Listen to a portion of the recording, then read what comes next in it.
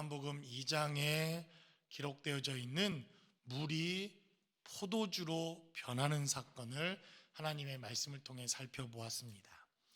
물이 포도주로 변하는 사건, 우리의 물리적인 원리와 또 삶을 살아가는 자연 이치에서는 물이 그냥 포도주로 변화되지는 않습니다. 그러나 요한복음 2장에서는 이것이 첫 번째 표적이요, 이것이 첫 번째 기적이다, 성경은 이렇게 말씀하시고, 우리는 이 표적과 이 첫 번째 기적을 통해서 하나님이 주시는 감사와 계속되는 기적과 하나님의 축복은 여전히 시대에도 계속되어지고 끊임없이 계속되어져야 함을 우리가 하나님의 말씀을 통해 나누었습니다. 그리고 요한복음 2장에 기록되어져 있는 이 말씀은 단순히 더 이 기적과 능력뿐만 아니라 더 많은 것들을 내포하고 있는데, 사실 오늘 기록되어져 있는 바로 주님이 성전을 정결케 하시는 이 사건이 우리에게 핵심적인 하나님의 말씀이라고 하는 것을 우리는 기억해야 합니다. 사실 요한복음 2장에 기록되어져 있는 이 하나님의 말씀은 글의 맥락이나 흐름으로 보면 사실 글의 흐름과 맥락을 도저히 우리가 자연스럽게 받아들이기 어렵습니다. 왜냐하면 요한복음 2장에 기록되어져 있는 물이 포도주로 변하는 사건은 요한복음의 기록뿐만 아니라 주님의 공생애의 사건에 있어서도 가장 주님의 초창기에 해당되어지는 이적과 기적에 대한 메시지입니다. 다른 복음서에 기록되어 있지 않지만 주님의 공생애가 시작되기 이전에 주님이 물로 포도주를 만드는 사건은 아주 초창기에, 그리고 주님이 공생애를 시작하기 이전의 사건인데 반해서 오늘 우리가 읽었던 본문 13절로 22절까지 기록되어져 있는 이 하나님의 말씀은 다른 복음서를 참조하면 마지막 때에 주님이 마지막 십자가를 지시는 바로 그 행적 가운데 행하셨던 성전 사건을 바로 오늘 본문은 요한복음의 맨 앞자리에 기록해 놓습니다. 그래서 여러분들이 혹 시간이 있고 여유가 있으시면 집에 가셔서 꼭 마태복음 21장에 기록된 메시지를 살펴보면 이 성전의 사건이 등장을 합니다. 주님이 마태복음 21장에 성전을 청소하시고 성전을 둘러엎으시고 성전을 정결케 하시는 사건이 마태복음 21장에 등장합니다. 그리고 마가복음 11장에도 동일하게 이 메시지가 기록되어 있고 누가복음 19장에도 이 성전을 정결케 하시는 메시지가 기록됩니다. 그러니까 다른 복음서는 시간 순서와 주님의 행하셨던 순서대로 성경을 기록하다 보니까 이 성전의 정결케 하시는 사건이 뒤쪽으로 또 마지막 편에 기록되어져 있는 반면, 요한이 기록된 이 요한복음서에서는 요한이 이 사건을 통해서 분명히 뭔가 던지고 싶은 메시지가 있고 하고 싶은 메시지가 있기에 시간과 순서에 상관없이 첫 번째 이적과 표적 다음에 이 성전을 정결케 하시는 사건을 본문 가운데 기록해 놓았다는 것입니다. 그래서 오늘 본문에 기록되어져 있는 이 하나님의 말씀은 우리가 결론적으로 말씀하면 바로 성전된 육체 예수님을 가르치고 있는 메시지다. 성경은 이렇게 증가하면서 19절은 기록하기를 너희가 이 성전을 헐라 내가 사흘 동안에 일으키리라, 이렇게 말씀하시는 말씀 때문에 유대인들과 예수님과 성전에 대한 논쟁이 있었다고 하는 메시지가 바로 요한복음 2장 13절로 22절까지 기록됩니다. 그러나 바로 표적, 기적이라고 하는 하나님의 첫 번째 표적과 이적 뒤에 나와 있는 이 성전의 메시지를 통해서 요한이 우리에게 전하고 싶었던, 그리고 이 시대에도 우리가 꼭 들어야 할 하나님의 메시지와 하나님의 영적인 가르침은 무엇이었는지 본문이 기록하고 있는 하나님의 말씀을 통해서 우리가 함께 나누어 보기를 원합니다. 첫 번째로 본문은 우리에게 증거하기를 본문에 기록되어져 있는 하나님의 말씀을 통해서 바로 성전은 예수님의 몸이다, 이렇게 우리에게 증거하고 있다는 것입니다. 오늘 본문에 기록된 메시지를 살펴보니까 주님께서 성전에 들어가신 사건입니다. 그리고 16절에 기록된 대로 이것을 여기서 가져가라, 내 아버지의 집으로 장사하는 집을 만들지 말라, 이렇게 말씀하시고는 성전 안에 있는 소와 양과 비둘기를 팔고 환전하는, 돈을 바꾸는 사람들의 상을 다 둘러 엎었다, 이렇게 하나님께서 말씀하십니다. 혹시 여러분들 가운데 에너지가 넘치는 분이 있거들랑 교회에 와서 하십시오. 다 둘러 엎으십시오. 성전 안에서 하는 건 괜찮습니다. 오늘 본문에 기록된 메시지를 보니까 노끈으로 채찍을 만드시고 주님이 얼마나 화가 나셨는지 그 사람들을 다 내모십니다. 그리고는 네가 왜 이런 짓을 하느냐 이렇게 묻고 있는 유대인들을 향해서 이 성전을 헐어라, 그러면 내가 다시 성전을 일으키겠다, 이렇게 말씀합니다.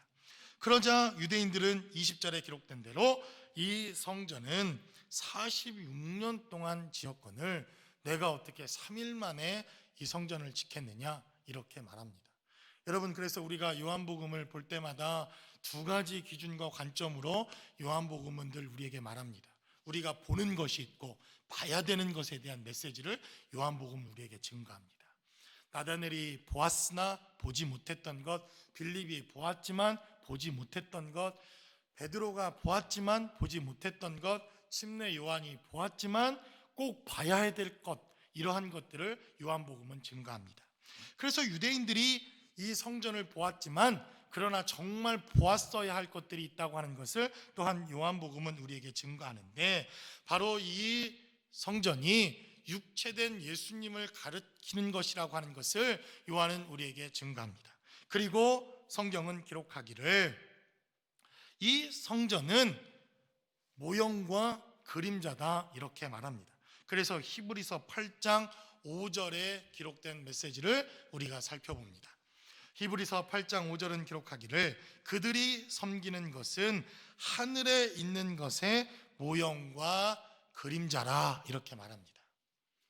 그러니까 지금 요한복음에 기록된 메시지대로라고 한다면 그들이 성전을 바라보고 성전에서 제사하고 성전에서 예배하지 않습니까? 왜 성전에 비둘기와 소와 양을 팔고 동전을 바꾸는 이런 사람들이 있습니까? 이들이 예배하기 위해서, 하나님을 예배하고 하나님께 예배하는 삶을 살기 위해서 성전 안에 이런 것들이 있었는데 주님은 그것을 다 치워버려라, 이렇게 말씀하십니다. 그리고는 성경은 말하기를 이 성전은 주님을 가르치는 것인데 이 육체는 바로 하늘의 본질, 우리가 섬기고 있는 진짜다, 이렇게 말하는 것입니다. 그래서 히브리서 8장은 말하기를 하늘에 있는 것의 모형과 그림자라, 모세가 장막을 지으려 할 때에 하나님의 지시하심을 받아서 그것을 가지고 내려와 성전을 짓고 성막을 만들고 하나님께 예배했다, 히브리서는 우리에게 증거합니다. 그러니까 이 말이 좀 어렵죠. 무슨 말이냐 하면 성막을 지었습니다. 또 솔로몬이 성전을 만들었습니다. 그러나 솔로몬의 성전도 바벨론의 침공에 의해서 멸망당하고 다 무너져 내리고 70년 후 이스라엘 백성들이 다시 예루살렘에 돌아온 이후에 그들이 성전을 지었는데 그것을 스룹바벨의 성전이라 이렇게 부릅니다. 그리고 그 성전이 46년 동안 지어졌습니다. 또 가끔 헤롯 성전이다 이렇게 말하는데 헤롯 왕 때에 헤롯이 그것을 리모델링을 합니다. 그래서 우리는 스룹바벨의 성전이다, 헤롯의 성전이다 이렇게 말하는데 무려 46년 동안 지어졌다고 말합니다. 그러니까 모세의 성막이 있었고 솔로몬의 성전이 있었고 스룹바벨의 성전이 있었습니다. 그리고 이 성전도 AD 70년경 다 무너져 내립니다. 그런데 이들이 섬기고 만들고 건설했던 이 성전이라고 하는 것은 진짜가 아니라 모형이라는 겁니다. 그 모형인데 진짜는 어디에 있다고 말합니까? 하늘에 있다 말합니다. 히브리서 8장 5절은 그래서 우리가 보고 있는 성전은 모형과 그림자다 이렇게 말합니다.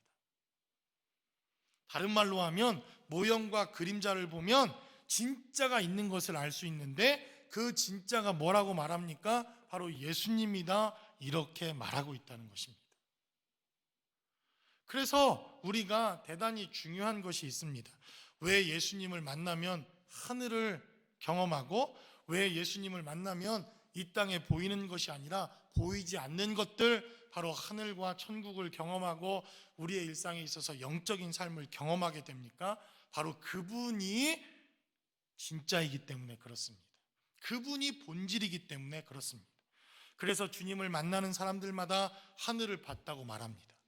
그래서 예수 그리스도를 만나는 사람들마다 태초에 계셨던 하늘을 경험하고 하나님 나라를 경험했다고 말합니다. 그래서 바로 오늘 본문에 기록되어져 있는 보이는 성전은, 눈에 보이는 성전은 보이지 않는 것의 모형인데, 우리가 진짜 봐야 할 진짜는 어디에 있습니까? 하늘에 있습니다. 그런데 무엇을 통해서만 볼 수 있다고 말합니까? 예수님을 본 사람은 진짜 하늘에 진짜를 보게 된 것이라고 하는 것을 오늘 요한복음은 우리에게 증거하고 있다는 것입니다. 좀 어렵습니까? 그러나 이것을 경험하고 체험한 사람은, 제가 이 설명을 좀 아주 개떡같이 해도 이 말이 무슨 말인지 이해될 것이라고 믿습니다.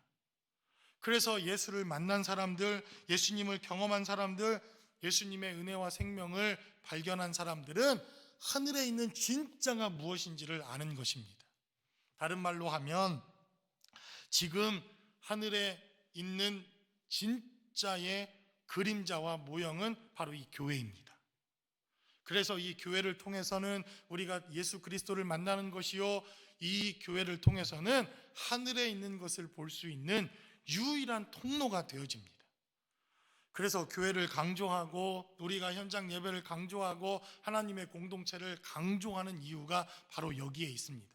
여러분들이 다른 곳에서 예수를 만날 수 있고 다른 곳에서도 하나님을 경험할 수 있다고 한다면, 바로 그 예수를 통해서 진짜 하늘을 만나고 체험할 수 있다고 하는 사실, 그래서 성경은 우리가 예수님을 만나고 경험하는 것이 중요하다고 하는 사실을 성경은 우리에게 말씀합니다. 그래서 오늘 본문에 기록되어져 있는 메시지를 살펴보면, 유대인들은 보이는 성전은 보았으나 그러나 진짜 봐야 할 하늘나라의 성전을 그들은 체험하거나 경험하지 못합니다. 만약 그들이 하늘을 체험하고 경험했다고 한다면 바로 요한복음 2장에 등장하는 물이 포도주로 변하는 사건, 혹은 포도주가 물로 변하는 사건, 아니 성경에 등장하고 있는 수많은 기적과 이적과 표적은 하늘나라에서는 너무나도 당연하고 너무나도 충분한 사건이라고 하는 사실을 요한복음은 우리에게 다시 한번 확인하고, 다시 한번 왜 이 사건이 중요한가 하는 것을 우리에게 증거하는 메시지가 오늘 본문 가운데 되어져 있다는 것입니다. 그래서 21절은 우리에게 증거합니다. 그러나 예수는 성전된 자기 육체를 가리켜 말씀하신 것이라 라고 성경은 우리에게 말씀합니다. 그러므로 저와 여러분들도 바로 성전된, 아니 하늘의 본질이 되는 바로 그 하나님을 만나고 체험하고 경험하는 것을 통해서 저와 여러분들이 하늘나라를 맛보고 경험하는 거룩하고 복된 예배자리가 되실 수 있기를 주님의 이름으로 간절히 축원합니다. 그러니까 이 사도 요한이 예수를 보고 예수를 만나고 예수를 경험하니 요한계시록에 등장하고 있는 하늘을 기록하고 하늘을 설명할 수 있는 것입니다. 그는 본질을 보았기 때문에 그렇습니다. 그래서 여러분들이 요한계시록을 읽어보면 1장에 예수 그리스도에 대한 메시지가 기록됩니다. 그리고 2장에서는 교회들에 대한 메시지가 기록됩니다. 3장까지 계속된 교회 메시지를 기록하고 난 이후 4장에서는 하늘의 교회에 대한 메시지가 요한계시록 4장에 등장합니다. 그러니까 예수님을 만난 사람들은 하늘의 진짜 교회, 하늘의 진짜 하늘을 경험하고 만난 사람들이라고 하는 것을 성경은 우리에게 말씀하고 있다는 것입니다. 그러므로 예수님을 통해서 여러분들이 하늘을 경험하고 진짜 하늘을 맛보고 진짜 보아야 할 영적인 삶과 능력을 다시 한번 체험하실 수 있기를 주님의 이름으로 간절히 축원합니다. 두 번째로 본문은 우리에게 증거하기를, 그래서 성전은 예수님의 공동체가 성전이다, 성경은 우리에게 증거합니다. 그러자 논쟁이 일어납니다. 유대인들이 이르되 이 성전은 46년 동안 지었거늘 어떻게 3일 만에 성전을 지을 수 있느냐 이렇게 말합니다. 제자들도 믿지 않았던 것 같습니다. 그 이야기를 들었던 제자들도 주님이 46년 동안 지었던 성전을 헐라 말씀하셨는데 어떻게 이것을 다시 지을 수 있겠는가, 그들도 믿지 않은 것이 분명합니다. 왜냐하면 22절은 그렇게 이야기하고 있기 때문에 그렇습니다. 22절은 증거하기를 죽은 자 가운데서 살아나신 후에야 주님이 죽으시고 부활하셔서 십자가의 사건을 경험하고 제자들도 성령으로 말미암아 하나님의 십자가를 경험하고 난 이후에야 이 말씀이 깨달아졌다는 것입니다. 제자들이 이 말씀하신 것을 기억하고 성경과 예수께서 하신 말씀을 믿었더라. 성경은 이렇게 증가합니다. 누가 믿었습니까? 주님을 따랐던 제자들이 믿기 시작합니다. 제자들이 주님의 공동체를 이루었던 바로 이 주님의 공동체, 제자 공동체가 이것을 믿기 시작합니다. 아, 예수님이 성전이셨구나. 예수님의 육체를 가리키는 말이었구나. 예수님은 이 땅에 죽으셨지만 그러나 다시 부활하시는 그 육체가 진짜 성전이요 주님을 만나는 것이 하늘나라를 경험하는 것이구나 하는 것을 제자들이 깨닫게 되었다는 것입니다. 그래서 사도행전 9장 4절로 5절까지의 메시지는 대단히 중요합니다. 우리 사도행전 9장 4절로 5절까지 기록된 말씀을 살펴봅니다. 땅에 엎드려 들음에 소리 있어 이르시되 사울아 사울아 내가 어찌하여 나를 핍박하느냐라고 성경은 기록합니다. 그러자 주님께서는 또 말씀하시기를 대답하되 주여 누구시니까 이르시되 나는 내가 박해하는 예수다라고 주님이 사도 바울을 만나 주십니다. 사도행전 6장에 기록된 메시지를 살펴보면 이제 주님의 성령 충만한 제자들이 집사와 또 하나님의 사역자들로 세워집니다. 그리고 사도행전 7장에서는 그 유명한 스데반의 명설교가 기록되어져 있습니다. 여러분, 우리 침례교단은 안수받은 직분자와 안수받지 않는 평신도로 그렇게 나누어져 있습니다. 그런데 여러분, 평신도의 수준이 그냥 수준이 아닙니다. 적어도 여러분들이 스데반의 설교 정도는 할 수 있어야 합니다. 할렐루야. 아멘을 안 하십니다. 할렐루야. 스데반이 목사가 아니었다니까요. 평신도입니다. 그러나 정말 그 어떤 설교가보다도 스데반의 명설교를 살펴보면 하나님의 경륜과 섭리와 구약 성경을 꿰뚫는 메시지가 사도행전 7장에 기록됩니다. 얼마나 분했던지 그곳에 스데반을 돌로 쳐 죽이는 곳에 사도 바울도 가편투표에 참여하고 돌로 쳐 죽이는 자들의 옷을 지키는 일을 사도 바울이 했다. 성경은 이렇게 말합니다. 그리고 그것에 분이 풀리지 않아 사도 바울은 다메섹까지 하나님의 교회를 핍박하기 위해 이제 여행을 시작합니다.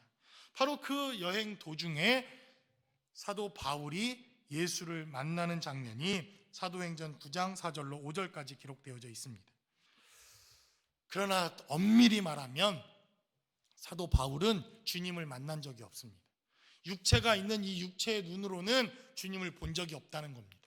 그러니까 요한복음 2장에 기록된 메시지를 다시 돌아온다면 사도 바울은 육신의 눈으로는 예수님을 본 적이 없습니다. 그러니까 성전된 바로 이 육체를 통해서 사도 바울도 예수가 하나님의 성전이라고 하는 사실을 그도 깨닫지 못한 사람입니다. 그러니까 동일한 유대인처럼 보이는 성전만 중요하고 보이는 이러한 성전 모습만 중요하게 여겼던 사도 바울이었기에 하나님의 사람들을 죽이는 일에 앞장섰다가 다메섹이라는 곳에서 주님의 부르심을 받고 이렇게 질문을 받습니다. 왜 나를 핍박하느냐? 왜 나를 박해하느냐?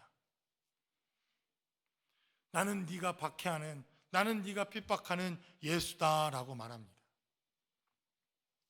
바로 오늘 본문에 기록된 대로 예수님께서는 그리스도의 공동체, 핍박당하고 박해당하고 있는 하나님의 공동체를 자신과 동일시했다고 하는 것을 사도행전 9장은 우리에게 증거합니다. 그러니까 교회가 그리스도의 몸이었고 박해당하고 있는 하나님의 사람들이 예수 그리스도 자신이라고 하는 것을 누가 인정해 준 것입니까? 예수님이 인정해 주셨다는 것입니다. 그래서 히브리서 11장에 기록되어져 있는 이 메시지는 더 분명하고 확신하게 우리에게 증가합니다. 히브리서 11장 24절로 26절까지는 이렇게 증가합니다. 믿음으로 모세는 장성하여 바로의 공주의 아들이라 칭함받기를 거절하고 라고 말합니다. 25절은 기록하기를 도리어 하나님의 백성과 함께 고난받기를 잠시 죄악의 낙을 누리는 것보다 더 좋아했다, 이렇게 말합니다. 참 25절은 참 도전이 됩니다. 저는 거꾸로입니다. 하나님의 백성과 함께 고난받기가 너무 힘들고 잠시 죄악의 낙을 누리는 게 얼마나 기쁜지 모릅니다. 이 메시지를 볼 때마다 얼마나 찔리는지. 그런데 모세는 바로의 공주의 아들이라 하는 것을 거절하고 하나님의 백성들, 말도 지질이 안 듣고 늘 모세에게 도전하고 늘 하나님의 공동체에 도전하는 이 백성들에게 자신의 삶을 드리는 것을 좋아했다는 것입니다. 그리고 26절은 기록하기를 그리스도를 위하여 받는 수모를 애굽의 모든 보화보다 더 큰 재물로 여겼으니 이는 상 주심을 바라봄이라 라고 말합니다. 여러분, 엄밀하게 말하면 모세는 아무리 빨라도 예수님 나기 이전 5,000년 전의 사람입니다. 예수님을 본 적이 없습니다. 육신의 눈으로는 예수님을 만날 수도 없고 물리적인 시간으로 예수님을 본 적도 없습니다. 다만 변화산 사건에서 마태복음 17장에 기록되어 있는 변화산 사건을 통해서 그 변화산에 엘리야와 함께 모세가 주님을 만나러 이 땅에 잠시 잠깐 영의 모습을 하고 나타났던 사건을 제외하고는 예수님을 본 적도, 예수님을 만난 적도, 예수님의 메시지를 들은 적도 없는 사람이 바로 모세입니다. 그런데 성경은 기록하기를 그 모세가 그리스도를 위하여 수모를 받았다라고 말합니다. 히브리서 11장 26절은 기록하기를 그리스도를 위하여 받는 수모를 이라고 말합니다. 그런데 25절은 기록하기를 도리어 하나님의 백성과 함께 고난받는 것이 그리스도를 위하여 고난받는 것이라고 성경은 우리에게 증거하고 있다는 것입니다. 그러니까 다른 말로 하면 여러분들이 하나님의 몸된 교회와 성도들을 위해서 헌신하고 수고하는 것이 예수님을 위한 삶이라고 예수님께서 그렇게 인정해 주신다는 겁니다. 제가 여러분들을 위해서 기도하고 여러분들을 위해서 금식하고 여러분들을 섬겨드리고 여러분들을 위해서 기도하고 그렇게 삶을 살았더니 예수님께서 야 박 목사야 너는 나를 위해서 살았구나 이렇게 인정해 주신다는 겁니다. 그래서 성경은 우리에게 증거하기를 요한복음으로 다시 돌아와 주님의 제자들이 이 말씀을 믿었다, 주님의 공동체가 그리스도의 몸이다 라고 말하며 그리스도의 공동체가 성전이다, 성경은 이렇게 증거합니다. 그래서 여러분, 제가 누차 말씀드리지 않습니까? 우리가 교회를 세워나가는 것, 하나님의 사람들을 세워나가는 것, 이건 너무나도 중요한 일입니다.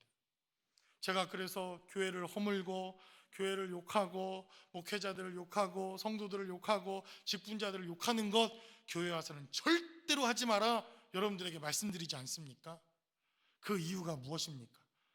욕먹는 거 좋아하는 사람이 누가 있겠습니까? 그게 싫어서가 아니라 성경은 말하기를 우리 공동체가 그리스도요, 우리 공동체가 하나님의 성전이기 때문에 그렇다는 것입니다. 그래서 교회를 허무는 일, 교회를 욕하는 일, 성도들이 성도들과 반목하는 일, 우리가 서로 반목하고 서로 이렇게 살아가는 일은 그리스도를 허무는 일이요, 교회의 공동체를 허무는 일이요, 하나님을 허무는 일이라고 하는 것을 성경은 밝히 우리에게 증거합니다. 그래서 성경은 모세가 하나님의 백성들을 위해서 헌신하며 살았던 이것을 그리스도를 위해서 살았구나 이렇게 하나님이 말씀해 주시고 있다는 것입니다. 그러므로 여러분, 하나님의 사람들을 위해서 살아가십시오. 그것이 바로 그리스도를 위해서 사는 일이요 그리스도의 성전을 세워나가는 일이라고 하는 것을 성경은 우리에게 말씀합니다. 19절은 그래서 말하기를 너희가 이 성전을 헐라 내가 사흘 동안에 일으킬 것이다 성경은 말합니다. 그래서 성전을 허는 사람이 있고 성전을 세우는 사람이 있습니다. 하나님을 대적하는 사람이 있고 하나님의 일을 세우는 사람이 있습니다. 하나님 나라를 공격하는 사람이 있고 하나님 나라를 세워가는 이 땅에 사람들이 있다는 것입니다. 그래서 하나님의 공동체가 성전임을 깨닫는 사람은 하나님의 나라를 세우는 사람이요 하나님을 세우는 사람이요 하나님의 놀라운 바로 이러한 경륜과 섭리 안에서 공동체를 이루어가는 삶이 된다는 것입니다. 마지막으로 성경은 우리에게 증거합니다. 성전은 바로 저와 여러분들과 나 개개인이 바로 성전이라고 하는 것을 성경은 우리에게 당부하며 증거합니다. 이 말씀을 깨닫지 못했던 제자들이 주님이 죽으시고 부활하시고 그들이 성령을 체험하고 하나님의 나라를 경험하자 이제 그 말씀을 깨닫습니다. 22절은 기록하기를 죽은 자 가운데서 살아나신 후에야 제자들이 이 말씀을 기억하고 성경과 예수께서 하신 말씀을 믿었더라 라고 말합니다. 예수님이 성전이십니다. 그리고 제자들 또한 예수님의 몸을 이루는 성전이다 성경은 말합니다. 그리고 이제 그것을 믿었던 제자들 한 사람 한 사람이 그리스도의 성전이 되었다는 것입니다. 이 모든 말씀을 믿었던 예수님의 제자들 공동체도 성전입니다. 그런데 오늘 본문에 기록된 대로 이 말씀을 믿었던 한 사람 한 사람이 이제 성전이 되고 하나님의 몸이 되고 하늘의 모형과 실상이 되었던 하늘나라의 본질로서의 우리가 그리스도의 몸을 이루는 하나님의 성전이 되었다고 하는 사실을 성경은 우리에게 말씀합니다. 그래서 고린도전서 3장 16절은 이렇게 증가합니다. 너희가 하나님의 성전인 것과 하나님의 성령이 너희 안에 계시는 것을 알지 못하느냐라고 성경은 우리에게 증가합니다.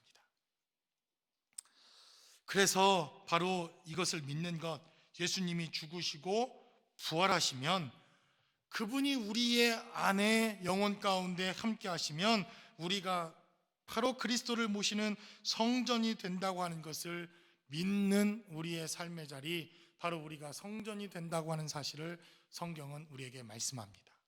그래서 여러분 한 사람 한 사람이 귀합니다.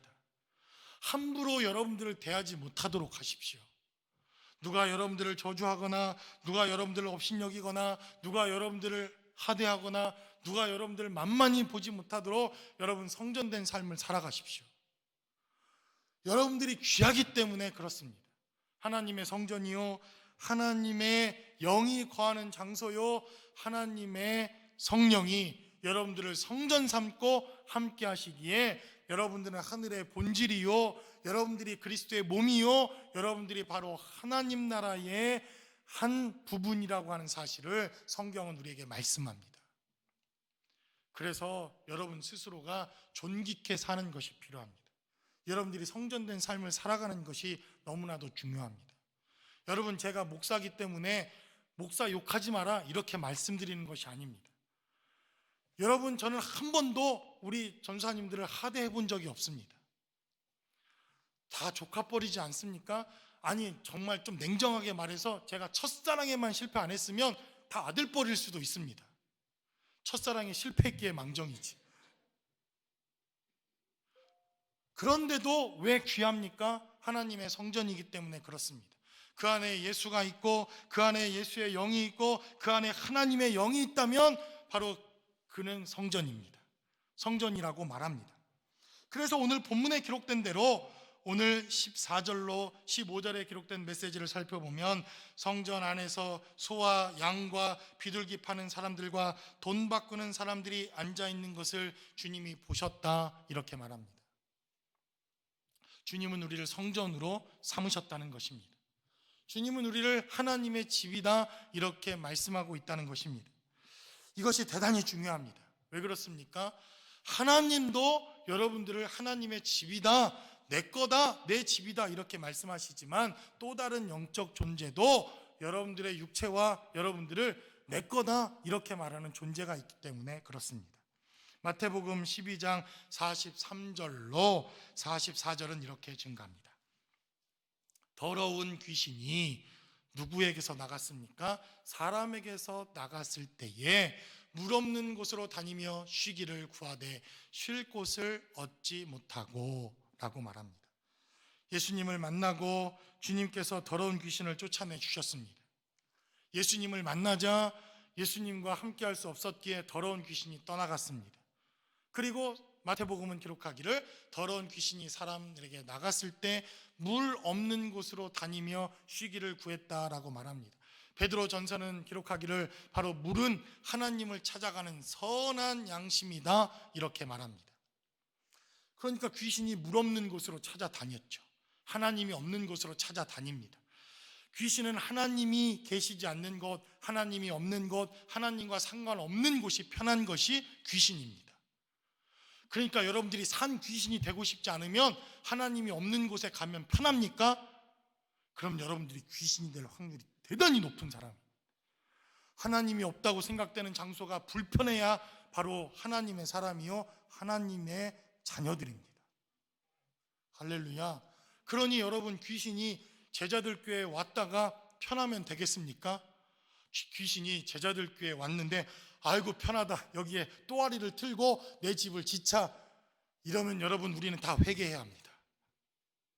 여러분들의 집을 귀신들이 일일이 찾아갔더니 너무 편하다고 한다면 여러분 정말 회개하셔야 됩니다. 너무 불편하고 귀신이 쉴 곳을 찾아 헤맸더니 너무 불편해서 귀신이 자기가 나온 곳으로 다시 돌아갔다 성경은 이렇게 말합니다. 그리고는 마태복음 12장 44절은 기록하기를 이르되 내가 나온 내 집으로 돌아가리라 하고 와서 보니 그 집이 비고 청소되고 깨끗하게 수리되었습니다. 예수님께서 깨끗하게 청소해 주었고 완전히 거룩한 곳으로 주님이 만들어 주셨습니다.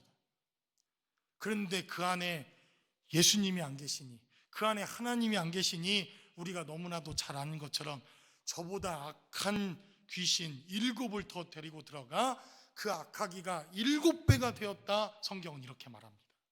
왜 7배가 되었다고 말합니까? 성경이 말하는 7배는 완전한 숫자를 말합니다. 꼭 7이 아니라 귀신이 살기에 가장 완벽하고 귀신이 살기에 가장 적합한 이러한 장소가 되었다고 말합니다. 여러분 보십시오. 마태복음 12장 43절은 대단히 충격적으로 이렇게 말합니다. 44절은 기록하기를 내가 나온 내 집으로 돌아가리라 라고 말합니다. 하나님도 우리를 성전이라고 말합니다. 내 집이다 이렇게 말합니다. 하나님이 우리를 보시고 내가 살 내 집이다 이렇게 말씀하십니다.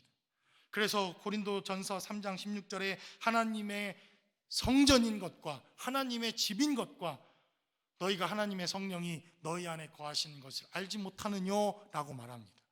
그런데 귀신도 우리를 집이라고 말한다는 것입니다. 어떻게 해요?